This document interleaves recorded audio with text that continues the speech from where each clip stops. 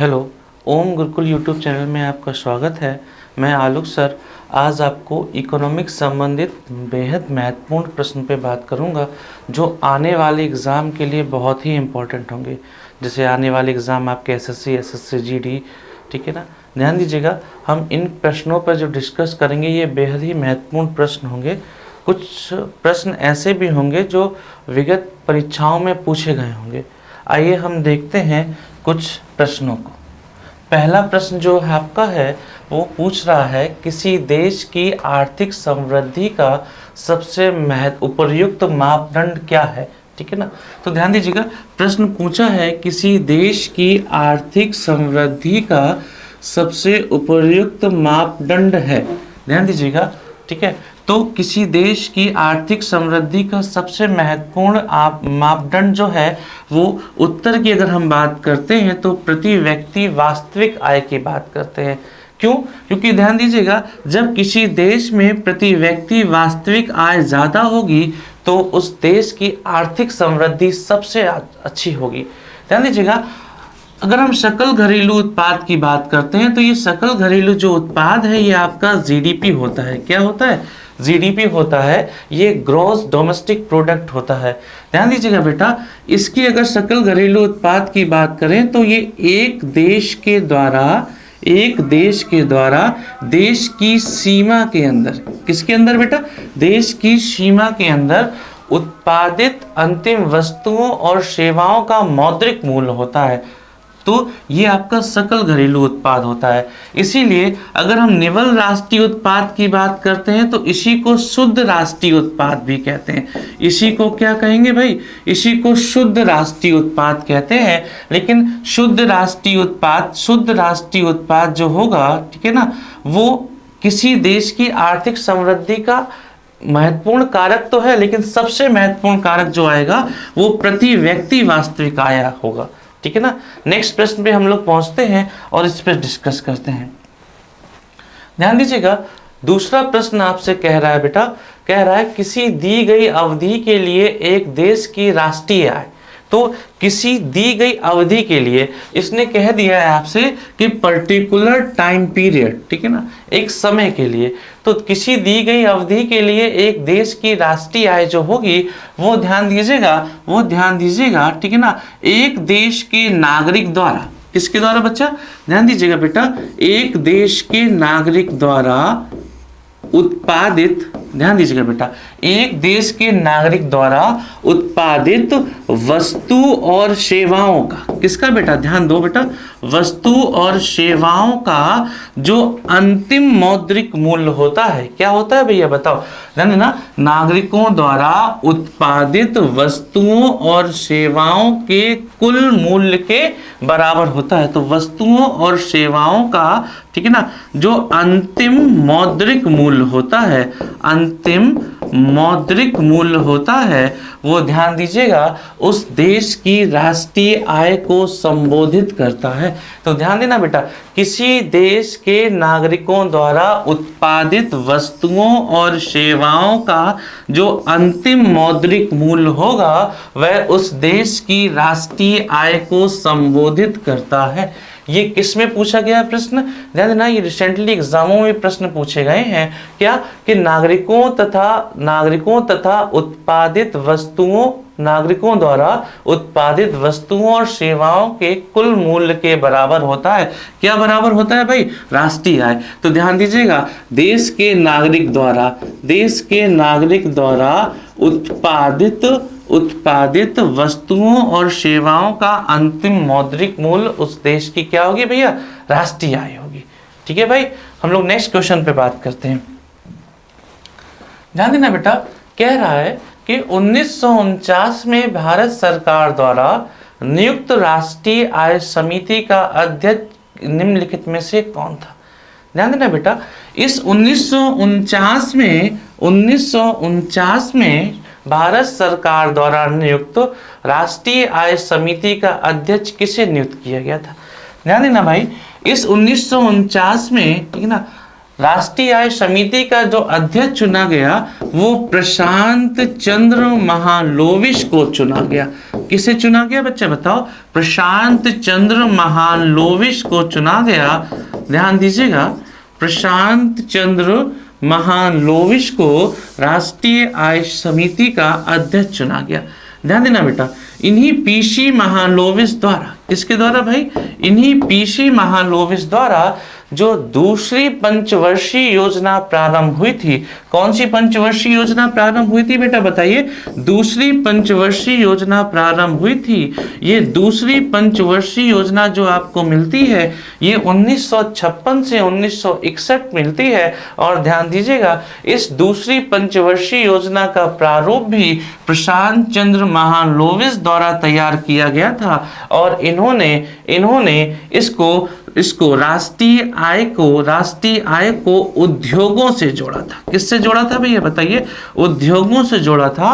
और दूसरी पंचवर्षीय योजना का जो उद्देश्य भी निर्धारित किया वो उद्योगों को निर्धारित किया। और बेटा इसी पंचवर्षीय योजना में 3 इस्पात संयंत्र स्थापित किए गए जिन्हें दुर्भी के नाम से जाना गया। इन्हें किस नाम से जाना गया बेटा बताइए? इन्हें दुर्भी के नाम से जाना गया। मतलब दुर्गापुर कौन था भैया? दुर्गापुर इस्पात संयंत्र, राउरकेला इस्पात संयंत्र और भिलाई, ये आपको दूसरी पंचवर्षीय योजना में मिलता है। और इस दूसरी पंचवर्षीय योजना का प्रारूप भी जो तैयार किया वो पीसी महालनोबिस द्वारा, अर्थात प्रशांत चंद्र महालनोबिस द्वारा तैयार किया गया। और इन्हीं को राष्ट्रीय आय समिति का अध्यक्ष भी नियुक्त किया गया था। जबकि दूसरी पंचवर्षीय योजना में भी इन्हीं को इसका प्रारूप तय करने के लिए नियुक्त किया गया था। चलिए भाई हम लोग नेक्स्ट क्वेश्चन पे बात करते हैं। नेक्स्ट क्वेश्चन कह रहा है कि हरा सूचकांक विकसित किया गया था। ध्यान देना बच्चा, ये बहुत ही बेहद इंपॉर्टेंट क्वेश्चन है। कह रहा है हरा सूचकांक विकसित किया गया था। बहुत से बच्चे इस पे उत्तर टिक कर देते हैं संयुक्त राष्ट्र पर्यावरण कार्यक्रम द्वारा।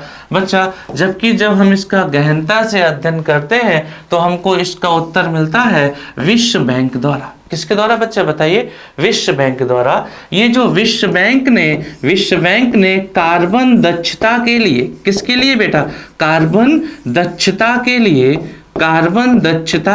कार्बन इफिशिएंसी के लिए, ध्यान दीजिएगा, हरा सूचकांक विकसित किया था।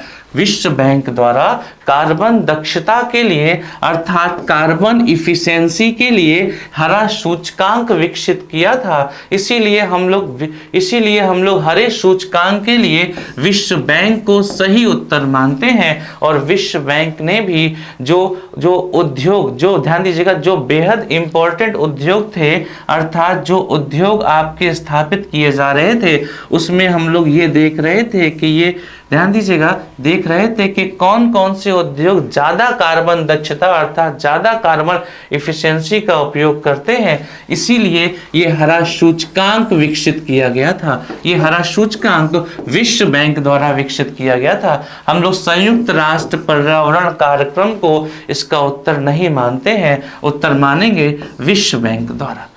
क्लियर है भाई? हम लोग आगे बात करते हैं। ध्यान देना बेटा, नेक्स्ट प्रश्न कह रहा है पिछड़े देशों के लिए रोलिंग प्लान का सुझाव किसके द्वारा दिया गया था? ध्यान दीजिएगा, प्रश्न पूछा गया है पिछड़े देशों के लिए रोलिंग प्लान का सुझाव किसके द्वारा दिया गया था। बेटा अभी रिसेंटली लेखपाल का जो पेपर हुआ है उसमें भी रोलिंग प्लान आपसे पूछा गया था। अभी हाल ही में जो आपका लेखपाल का पेपर हुआ है उसमें रोलिंग प्लान पूछा गया था। ध्यान देना बेटा, हम रोलिंग प्लान की बात करते हैं। किसकी बात करते हैं बेटा बताइए? रोलिंग प्लान की बात करते हैं। और हम पहले बात करेंगे 5वीं पंचवर्षीय योजना। किसकी बात करेंगे बेटा? 5वीं पंचवर्षीय योजना। बेटा आपको जो 5वीं पंचवर्षीय योजना मिलती है अर्थात 5th 5 ईयर प्लानिंग मिलती है, जो बेटा 5वीं पंचवर्षीय योजना थी, ये योजना आपको 1974 से 1978 मिलती है। क्योंकि बेटा ये एक ऐसी पंचवर्षीय योजना थी जो 1 वर्ष पहले समाप्त की गई थी। तो प्रश्न पूछा जाता है कौन सी पंचवर्षीय योजना 1 वर्ष पहले समाप्त की गई थी। तो ध्यान दीजिएगा बेटा, कौन सी पंचवर्षीय योजना 1 वर्ष पहले समाप्त की गई थी। तो ध्यान दीजिएगा, ये जो 5वीं पंचवर्षीय योजना होती है ये 1 वर्ष पहले समाप्त की गई थी। ध्यान दीजिएगा, इस समय जनता पार्टी की सरकार आई। जनता पार्टी की सरकार, प्रधानमंत्री मोरारजी देसाई। प्रधानमंत्री आपको कौन मिलते हैं? मोरारजी देसाई मिलते हैं। ध्यान दीजिएगा बेटा, मोरारजी देसाई द्वारा जो पिछड़े देशों के लिए एक प्लान लाया, इसे रोलिंग प्लान के नाम से जाना गया। क्यों? क्योंकि इस समय ये 1 वर्ष पहले समाप्त करके 1978 में रोलिंग प्लान लाए। क्या लाए बेटा बताइए? रोलिंग प्लान लाए। और इस रोलिंग प्लान का प्रतिपादन जो किया वो जी मिर्डल द्वारा अर्थात गुरनार मिर्डल द्वारा।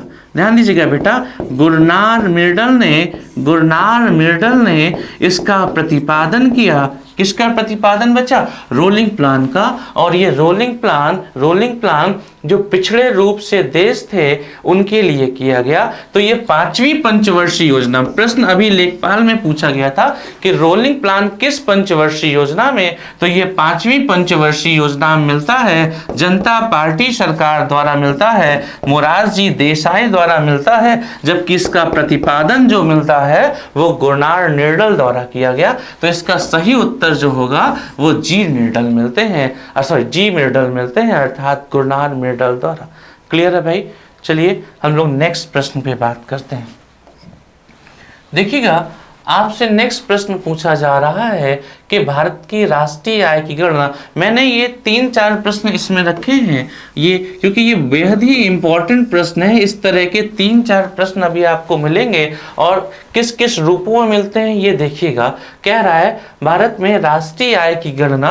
तो ध्यान दीजिएगा बेटा, भारत में राष्ट्रीय आय की गणना किसके द्वारा की जाती है? तो ध्यान दीजिएगा बेटा, ये जो योजना आयोग है, कौन बच्चा आयोग? योजना आयोग है। इसके द्वारा पंचवर्षीय योजनाओं का प्रारूप तय किया जाता है। तो पंचवर्षीय योजनाओं का जो प्रारूप तय होता है वो योजना आयोग द्वारा तय होता है। लेकिन बेटा यही योजना आयोग अब किस नाम से जाना जाता है? नीति आयोग द्वारा। किस नाम से जाना जाता है बच्चा बताइए? नीति द्वारा। तो भारत की राष्ट्रीय आय की गणना वित्त आयोग भी नहीं करता है। कौन नहीं करेगा बच्चा? पहले तो योजना आयोग नहीं करेगा, फिर कौन नहीं करेगा भैया बताइए? वित्त आयोग नहीं करेगा। आरबीआई जो है वो मौद्रिक नीति बनाएगा। क्या बनाएगा बच्चा बताइए? मौद्रिक नीति बनाएगा। तो इसका सही उत्तर क्या होगा? केंद्रीय सांख्यिकी संगठन द्वारा। किसके द्वारा बच्चा? केंद्रीय सांख्यिकी संगठन द्वारा आपकी क्या बनाई जाती है? राष्ट्रीय आय की गणना की जाती है। तो देखिए बच्चा, राष्ट्रीय आय की गणना जो की जाएगी वो केंद्रीय सांख्यिकी संगठन द्वारा की जाएगी। बच्चा इस राष्ट्रीय आय की गणना ठीक है, केंद्रीय सांख्यिकी संगठन द्वारा की जाती है। ध्यान देना बेटा, राष्ट्रीय आय और प्रति व्यक्ति आय, राष्ट्रीय आय और प्रति व्यक्ति आय, इन दोनों की गणना के लिए हम केंद्रीय सांख्यिकी संगठन को पढ़ते हैं। किसको पढ़ेंगे बच्चा बताइए? केंद्रीय सांख्यिकी संगठन को पढ़ेंगे। इसकी स्थापना आपको जो मिलती है वो ध्यान देना बेटा, मई 1951 में मिलती है। केंद्रीय सांख्यिकी संगठन की गणना और की स्थापना राष्ट्रीय आय और प्रति व्यक्ति आय का निर्धारण जो होता है वो केंद्रीय सांख्यिकी संगठन द्वारा होता है। तो भारत में राष्ट्रीय आय की गणना जो की जाएगी वो केंद्रीय सांख्यिकी संगठन द्वारा की जाएगी। इसकी स्थापना आपको मई 1951 में प्राप्त होती है। चलिए बच्चा, हम लोग नेक्स्ट क्वेश्चन पे बात करते हैं। आपका नेक्स्ट क्वेश्चन है, निम्न में से मानव विकास सूचकांक में शामिल नहीं है। तो ध्यान देना बेटा, मानव विकास सूचकांक मानव विकास सूचकांक। तो मानव विकास सूचकांक की जब भी बात आती है तो हम लोग सामाजिक असमानता को इसमें स्थान नहीं देते हैं। क्यों? क्योंकि मानव विकास सूचकांक में जीवन प्रत्याशा अर्थात ध्यान दीजिएगा औसत आयु को तो स्थान देते हैं, औसत आयु को तो स्थान देते हैं, ठीक ना। प्रति व्यक्ति आय को भी स्थान देते हैं, प्रति व्यक्ति आय को भी स्थान देते हैं। ध्यान दीजिएगा मानव विकास सूचकांक का सबसे महत्वपूर्ण कारक भी जो आता है वो प्रति व्यक्ति आय आता है। इसमें प्रति व्यक्ति आय को तो स्थान देते हैं, जबकि साक्षरता औसत शिक्षा की बात भी की जाती है। किसकी बात की जाती है बेटा? औसत शिक्षा की बात भी की जाती है, लेकिन सामाजिक असमानता को इसमें स्थान नहीं देते हैं। तो मानव विकास सूचकांक में हम लोग सामाजिक असमानता को स्थान नहीं देते हैं। ध्यान दीजिएगा बच्चा, इस मानव विकास सूचकांक की हम लोग डिस्कशन आगे क्वेश्चंस में करते हैं। ध्यान देना बेटा, आगे प्रश्न पूछा गया है निम्नलिखित में से किसने मानव विकास सूचकांक की संकल्पना को विकसित किया था। देखिएगा अगर हम मानव विकास सूचकांक की बात करते हैं, किसकी बात करते हैं भाई? मानव विकास सूचकांक की बात करते हैं तो मानव विकास सूचकांक सबसे पहले पाकिस्तानी अर्थशास्त्री महबूब उल हक के द्वारा विकसित की गई थी और इसमें भारतीय अर्थशास्त्री अमर्त्य सेन का भी योगदान मिलता है। लेकिन मानव विकास सूचकांक की संकल्पना को विकसित करने का श्रेय जो जाता है वो महबूब उल हक को जाता है। ये पाकिस्तानी अर्थशास्त्री प्राप्त होते हैं, महबूब उल हक। ध्यान देना बेटा, ध्यान देना, इस मानव विकास सूचकांक में जीवन प्रत्याशा, औसत शिक्षा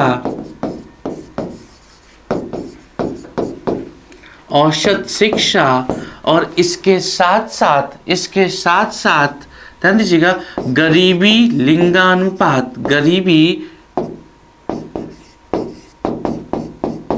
लिंगानुपात, जीवन प्रत्याशा, औसत शिक्षा, गरीबी, लिंगानुपात और सबसे महत्वपूर्ण कारक प्रति व्यक्ति आय को रखते हैं। किसको रखते हैं बच्चा बताइए? सबसे महत्वपूर्ण कारक प्रति व्यक्ति आय को रखते हैं। ध्यान दीजिएगा किसमें बेटा? मानव विकास सूचकांक में। लेकिन बेटा इस मानव विकास सूचकांक को संयुक्त राष्ट्र की संस्था यूएनडीपी द्वारा, किसके द्वारा? संयुक्त राष्ट्र, ध्यान देना, यूएनडीपी द्वारा, किसके द्वारा बच्चा बताइए? यूएनडीपी द्वारा जारी किया जाता है। इसको कौन जारी करता है बेटा? इसको संयुक्त राष्ट्र की संस्था यूनाइटेड नेशन डेवलपमेंट प्रोग्राम द्वारा क्या किया जाता है? जारी किया जाता है। ठीक है ना भाई? संयुक्त राष्ट्र विकास कार्यक्रम द्वारा जारी किया जाता है। किसको भाई? मानव विकास सूचकांक को। चलिए बेटा हम लोग अब आगे बात करते हैं, नेक्स्ट क्वेश्चन पे पहुंचते हैं। नेक्स्ट क्वेश्चन कह रहा है भारत की राष्ट्रीय आय अनुमानित होती है। आपको मैंने अभी बताया था कि ये राष्ट्रीय आय से संबंधित मैंने लगभग 3 प्रश्न इसमें रखे हैं। तो ध्यान देना बेटा, राष्ट्रीय आय अनुमानित जो होती है, राष्ट्रीय आय जो अनुमानित होती है वो केंद्रीय सांख्यिकी संगठन द्वारा अनुमानित होती है। अभी मैंने आपको बताया है कि राष्ट्रीय आय की जो गणना भी होगी वो किसके द्वारा होगी भैया बताइए? केंद्रीय सांख्यिकी संगठन ही भारत की राष्ट्रीय आय की गणना करता है। नेक्स्ट क्वेश्चन पे ध्यान देना, कह रहा है, ठीक है ना। नेक्स्ट देखिए भाई उसी तरह से प्रश्न किस तरह से पूछे जाएंगे। भारत में राष्ट्रीय आय का आकलन, अभी मैंने बताया था तीनों प्रश्न मैं रख रहा हूँ, ये तीनों अलग अलग प्रश्न है और बेहद ही इंपॉर्टेंट प्रश्न है। कह रहा है भारत में राष्ट्रीय आय का आकलन करता है। तो अभी मैंने आपको बताया है भारत में राष्ट्रीय आय का जो आकलन करता है वो भी बच्चा केंद्रीय सांख्यिकी संगठन करता है। केंद्रीय सांख्यिकी संगठन ही भारत में राष्ट्रीय आय की गणना करता है। तो भारत में राष्ट्रीय आय की गणना जो की जाती है वो किसके द्वारा की जाएगी भाई? केंद्रीय सांख्यिकी संगठन द्वारा की जाएगी। नेक्स्ट प्रश्न पूछ रहा है भारत में निम्नलिखित में से किसने सकल राष्ट्रीय सुख को प्रगति का सूचक चुना है? ध्यान देना बेटा, अगर भारत निम्नलिखित में से किसने सकल राष्ट्रीय सुख को प्रगति का सूचक चुना है? ध्यान देना बेटा, अगर सकल घरेलू उत्पाद की बात करते हैं, सकल घरेलू उत्पाद की बात करते हैं तो बेटा सकल घरेलू उत्पाद जो होता है वो किसी देश द्वारा देश की सीमा के भीतर, किसके भीतर बेटा बताइए? सकल घरेलू उत्पाद की बात करते हैं तो देश की सीमा के भीतर एक वर्ष में देश के नागरिक द्वारा उत्पादित वस्तुओं और सेवाओं का मौद्रिक मूल्य, वस्तुओं और सेवाओं का अंतिम मौद्रिक मूल्य क्या होता है? सकल घरेलू उत्पाद होता है। क्या होता है बेटा बताइए? सकल घरेलू उत्पाद होता है। लेकिन बेटा भूटान ने इस सकल घरेलू उत्पाद के स्थान पर सकल राष्ट्रीय सुख को प्रगति का सूचक चुना। भूटान ने 1972 में सकल घरेलू उत्पाद के स्थान पर सकल राष्ट्रीय सुख को प्रगति का सूचक चुना। इसमें इन्होंने स्वास्थ्य, शिक्षा, मनोविज्ञान, औसत आयु आदि को स्थान दिया। किसमें भाई? सकल राष्ट्रीय सुख के अंतर्गत इसे 1972 में लाए। इसे कब लाए भाई? 1972 में लाए और ये सकल घरेलू उत्पाद के स्थान पर लाया गया। नेक्स्ट प्रश्न में हम लोग बात करते हैं मिश्रित अर्थव्यवस्था क्या है। बेटा बेहद ही महत्वपूर्ण प्रश्न है कि मिश्रित अर्थव्यवस्था क्या है। बच्चा मिश्रित अर्थव्यवस्था कहने का तात्पर्य यह है कि देखिए भाई, एक पूंजीवादी अर्थव्यवस्था होती है। ध्यान देना बेटा, एक पूंजीवादी अर्थव्यवस्था होती है। आपको पता होगा कि ये जो पूंजीवादी अर्थव्यवस्था होती है उसमें किसी एक व्यक्ति विशेष के अनुसार अर्थव्यवस्था चलती है। किसी व्यक्ति विशेष के अनुसार जो पूंजीवादी अर्थव्यवस्था है बेटा, वो किसी व्यक्ति विशेष के अनुसार क्या चलती है? अर्थव्यवस्था चलती है। जबकि दूसरी अर्थव्यवस्था जो आती है बेटा, वो देखिए समाजवादी अर्थव्यवस्था। समाजवादी अर्थव्यवस्था में किसानों को शामिल किया जाता है, ना फैक्ट्री वर्कर को शामिल किया जाता है, मजदूरों को शामिल किया जाता है। मतलब सभी को समान रूप से इसमें शामिल किया जाता है। जो समाजवादी अर्थव्यवस्था है वो सरकार द्वारा निर्धारित की जाती है। किसके द्वारा निर्धारित की जाएगी बेटा बताइए? सरकार द्वारा निर्धारित की जाएगी। जबकि बेटा मिश्रित अर्थव्यवस्था कहने का तात्पर्य ये है कि भारत ने न तो पूंजीवादी अर्थव्यवस्था को चुना, ध्यान दीजिएगा, न समाजवादी अर्थव्यवस्था को चुना। इसने कहा कि हम सार्वजनिक क्षेत्र अर्थात सरकारी क्षेत्र और निजी क्षेत्र दोनों की सह अस्तित्व को बराबर का अधिकार देंगे। मतलब सार्वजनिक क्षेत्र और निजी क्षेत्र दोनों को सह अस्तित्व को हम स्थान देंगे। तो मिश्रित अर्थव्यवस्था कहने का तात्पर्य है कि सार्वजनिक क्षेत्र, बेटा कौन सा क्षेत्र बच्चा बताइए? सार्वजनिक क्षेत्र और निजी क्षेत्र दोनों को समान रूप से मिश्रित अर्थव्यवस्था के अंतर्गत स्थान दिया जाएगा। तो मिश्रित अर्थव्यवस्था से तात्पर्य है सार्वजनिक क्षेत्र और निजी क्षेत्र दोनों की सहभागिता। क्लियर है भाई? क्लियर है बच्चा? कोई डाउट? ठीक है ना। अगर हम बात करते हैं भारत की कृषि भी कैसी आती है, तो बच्चा भारत की कृषि भी मिश्रित कृषि है। इसमें ठीक है ना, खेती के साथ साथ पशुपालन को स्थान दिया जाता है। इसमें खेती के साथ साथ बेटा पशुपालन को स्थान दिया जाता है। किसमें भाई? मिश्रित कृषि के अंतर्गत। लेकिन भारत की अर्थव्यवस्था कैसी है भाई? मिश्रित अर्थव्यवस्था है। नेक्स्ट प्रश्न पे हम लोग चलते हैं बेटा। नेक्स्ट प्रश्न कह रहा है हिंदू वृद्धि दर किस दर से संबंधित है? तो ध्यान देना बच्चा, अगर हम लोग हिंदू वृद्धि दर की बात करते हैं, ठीक है ना, तो हिंदू वृद्धि दर को प्रोफेसर राजकृष्ण द्वारा हिंदू वृद्धि दर को राष्ट्रीय आय से संबोधित किया। किससे संबोधित किया बेटा बताइए? राष्ट्रीय आय से संबोधित किया। तो हिंदू वृद्धि दर को जो संबोधित किया वो किससे लगाया भैया बताओ? राष्ट्रीय आय से इसका संबोधन लगाया। किसका भाई? हिंदू वृद्धि दर का। नेक्स्ट प्रश्न पे कह रहा है गांधीवादी अर्थव्यवस्था किस पे आधारित है? गांधीवादी अर्थव्यवस्था किस पे आधारित है? ध्यान दीजिएगा बेटा, गांधीवादी अर्थव्यवस्था कहने का तात्पर्य है, ध्यान देना बेटा, गांधीवादी अर्थव्यवस्था कहने का तात्पर्य है, ध्यान दीजिएगा, ट्रस्टीशिप दर्शन से।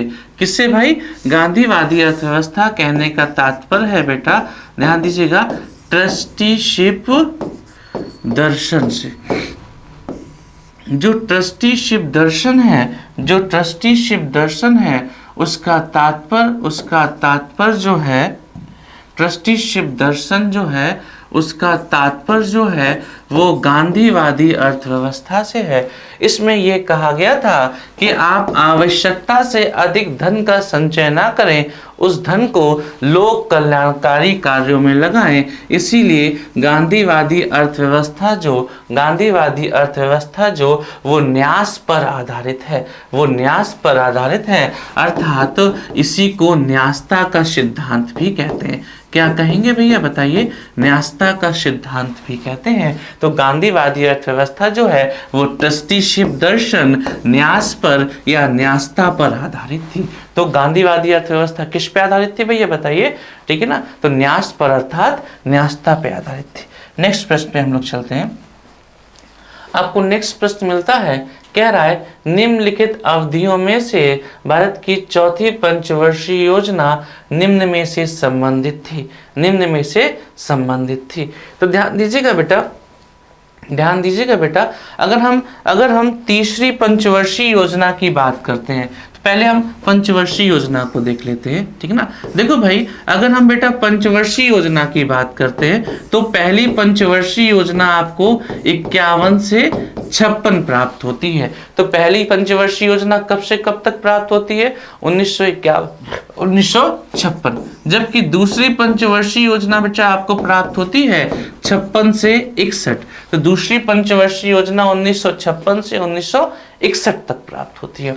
जबकि बेटा जो आपको तीसरी पंचवर्षीय योजना मिलती है वो 1961 से 1966 तक मिलती है। बेटा ये पंचवर्षीय योजना सबसे अधिक असफल सिद्ध हुई थी। क्या सिद्ध हुई थी बेटा बताइए? सबसे अधिक ये असफल सिद्ध हुई। कौन सी पंचवर्षीय योजना? तो ध्यान दीजिएगा, तीसरी पंचवर्षीय योजना सबसे अधिक असफल सिद्ध हुई। क्यों? क्योंकि बच्चा इस पंचवर्षीय योजना में भारत चीन युद्ध, भारत पाक युद्ध और ध्यान दीजिएगा बेटा भयंकर सूखा पड़ा था। तो इस पंचवर्षीय योजना के बाद 66 से 69 मतलब बेटा 1966 से 1969 तक कोई भी पंचवर्षीय योजना जारी नहीं की गई। तो 1966 से 1969 तक भाई कोई भी पंचवर्षीय योजना जारी नहीं की गई। तो ध्यान दीजिएगा इस समय कोई भी पंचवर्षीय योजना जारी नहीं की गई। पुनः 1969 से 1974 तक चौथी पंचवर्षीय योजना जारी की गई। तो ये पंचवर्षीय योजना जो आपको प्राप्त होती है ये 1969 से 1974 तक प्राप्त होती है। तो भारत की चौथी पंचवर्षीय योजना जो बच्चा संबंधित थी वो 1969 से 1974 तक प्राप्त होती है। क्लियर है भाई? ध्यान देना बेटा, इसी में परिवार नियोजन कार्यक्रम चलाया गया था, इसी में 14 बैंकों का राष्ट्रीयकरण भी किया गया था। सिर्फ उन्हीं बैंकों का राष्ट्रीयकरण किया गया था जिनकी अधिकृत पूंजी 50 करोड़ रुपए थी। जिनकी अधिकृत पूंजी कितनी थी बेटा बताइए? 50 करोड़ रुपए थी। चलिए हम लोग नेक्स्ट प्रश्न पे काम करते हैं। जो आपका नेक्स्ट प्रश्न है, कह रहा है बेटा आर्थिक नियोजन एक विषय है। आर्थिक नियोजन एक विषय है। ध्यान देना बेटा, पहले हम बात करते हैं नियोजन की। किसकी बात करते हैं भाई? नियोजन। नियोजन क्या होता है? किसी भी कार्य को करने के लिए उसकी जो रूपरेखा तैयार की जाती है उसे नियोजन कहते हैं। तो किसी भी कार्य को करने के लिए जो रूपरेखा तैयार की जाती है उसे नियोजन कहते हैं। बच्चा, जब यही नियोजन अर्थव्यवस्था में एक दिशा प्रदान कर देता है, यही नियोजन अर्थव्यवस्था में एक दिशा प्रदान कर देता है, तो इसे आर्थिक नियोजन के नाम से जानते हैं। इसे किस नाम से जानते हैं बच्चा बताइए? आर्थिक नियोजन के नाम से जानते हैं। बेटा ये जो आर्थिक नियोजन है ये समवर्ती सूची में शामिल किया गया है। तो इस आर्थिक नियोजन को किस सूची में शामिल किया गया है बच्चा बताइए? समवर्ती सूची में शामिल किया गया है। तो ये आर्थिक नियोजन किस में शामिल है भाई? ये आर्थिक नियोजन आपके समवर्ती सूची में शामिल किया गया है। तो इसका राइट उत्तर क्या होगा? इसका सही जवाब क्या होगा? इसका सही जवाब आएगा समवर्ती सूची। नेक्स्ट हम लोग नेक्स्ट प्रश्न में पहुंचते हैं।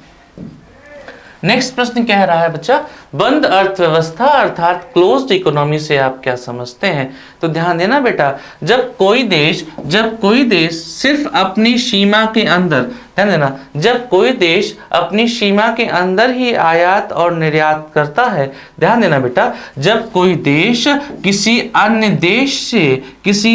देश से या विश्व में किसी भी देश के साथ आयात और निर्यात, क्या भैया?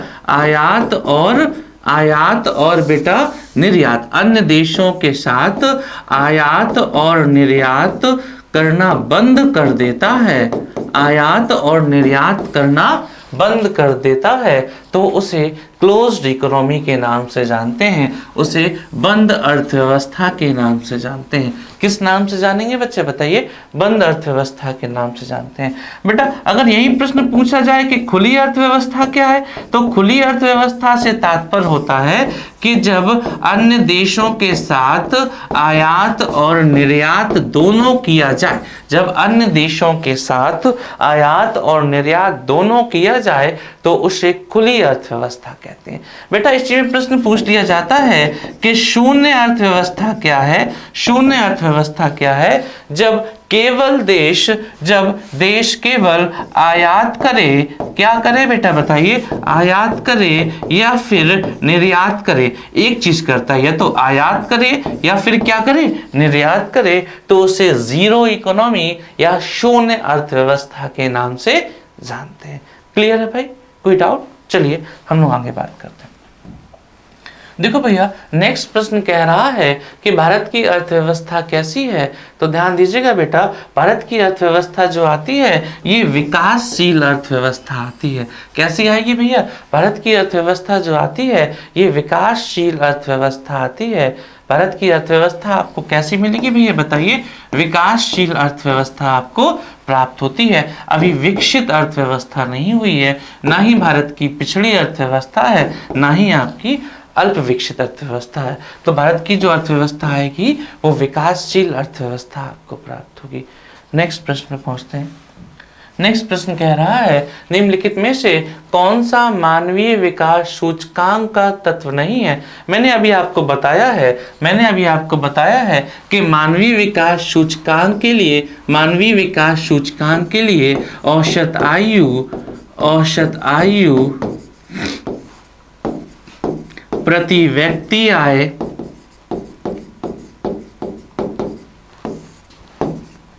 औसत शिक्षा, गरीबी और लिंगानुपात को शामिल किया गया है। इसके साथ साथ इसी में उपभोग व्यय को शामिल किया गया है, इसी में उपभोग व्यय को शामिल किया गया है तथा स्वास्थ्य भी इसी में शामिल है। लेकिन बेटा इसी में शिशु मृत्यु दर को शामिल नहीं किया गया है। किसमें? मानवीय विकास सूचकांक में। तो मानवीय विकास सूचकांक में बच्चा किसे शामिल नहीं किया गया है? तो ध्यान देना बच्चा, शिशु मृत्यु दर को शामिल नहीं किया गया है। तो मानवीय विकास सूचकांक में बेटा कौन शामिल नहीं है? कौन शामिल नहीं है? तो शिशु मृत्यु दर शामिल नहीं है। किसमें भाई? मानवीय विकास सूचकांक में। तो ध्यान देना बच्चा, औसत आयु, प्रति व्यक्ति आय, औसत शिक्षा, गरीबी, लिंगानुपात, उपभोग व्यय, स्वास्थ्य आदि को शामिल किया गया है, लेकिन शिशु मृत्यु दर को शामिल नहीं किया गया है। ध्यान दीजिएगा बेटा, यहाँ से आपके ये इंपॉर्टेंट क्वेश्चन हम लोग समाप्त करते हैं। जल्दी से नए टॉपिक पर और नए क्वेश्चंस पर हम फिर आएंगे दूसरे वीडियो में।